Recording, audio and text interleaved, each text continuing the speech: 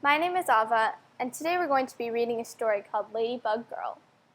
This story was written by David Silman and Jackie Davis. Before we begin, thank you to Dial Books for Young Readers for publishing this story.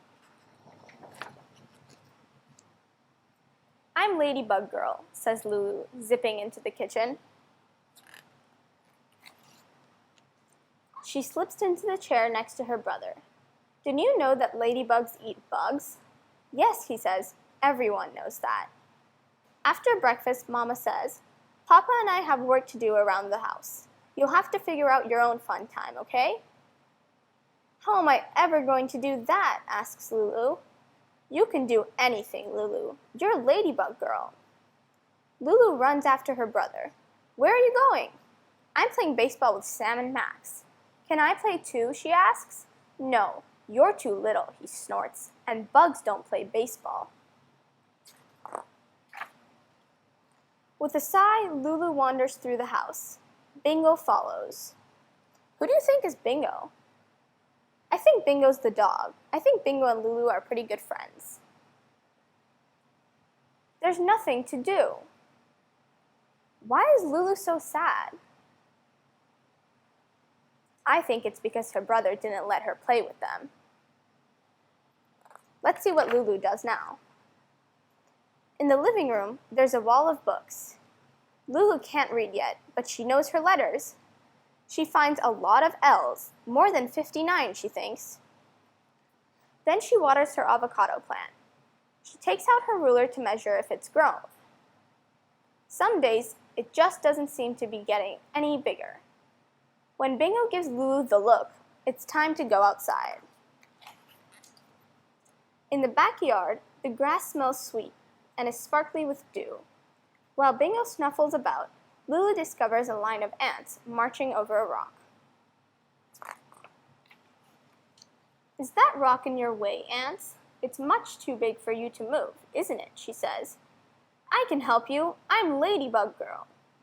Ladybug Girl easily lifts the rock over her head and tosses it aside. Nothing can stop the ants now. "Come on, Bingo," she says. "Ladybug Girl has things to do." She runs across the yard to the pond. Her brother calls it a puddle, but she knows it's big.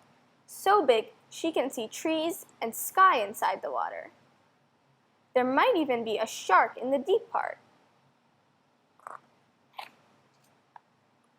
Ladybug Girl jumps in anyway. Her next stop is the old crumbly stone wall. It definitely needs her help. She picks up the fallen rocks and puts them back on top. Now the wall is bigger and better than before.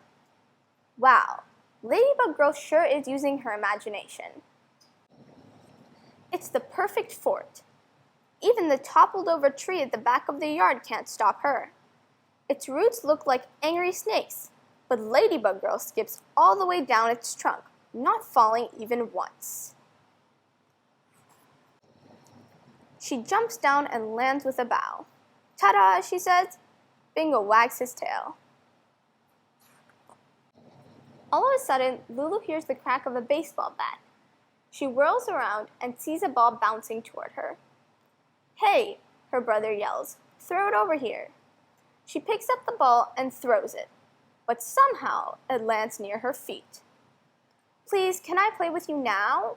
she asks when her brother runs over. "No," he says, "I already told you you're too little." He grabs the ball and runs back to his game. Lulu glares after him. Lulu lies down, feeling the warm sun on her cheeks. She knows she isn't too little. She thinks of the 59 letter L's she found and how she saved the ants. She wasn't afraid of the shark at all. She built the perfect fort. And now she balanced across the whole tree without falling, all by herself. From out of nowhere, a gust of wind swirls the air with leaves. She jumps up to chase them. Ladybug Girl can catch leaves in midair. Ladybug Girl is definitely not little. She yells into the wind. Lulu runs up the hill to the apple tree and lifts herself onto a branch. She can see her brother and his friends playing baseball and hears them arguing. It doesn't really look like that much fun after all. Not the kind of fun Ladybug Girl has. She holds her thumb and index finger a bit apart and squints through them. She can fit her brother and all of his friends between those two fingers. I'm not little, she says. You're little. Lulu sits for a moment listening to the singing sparrows and the squawky blue jays. When she hears Mama calling, she swings down and says, "Come on, Bingo. Let's go inside and tell Mama and Papa about our morning."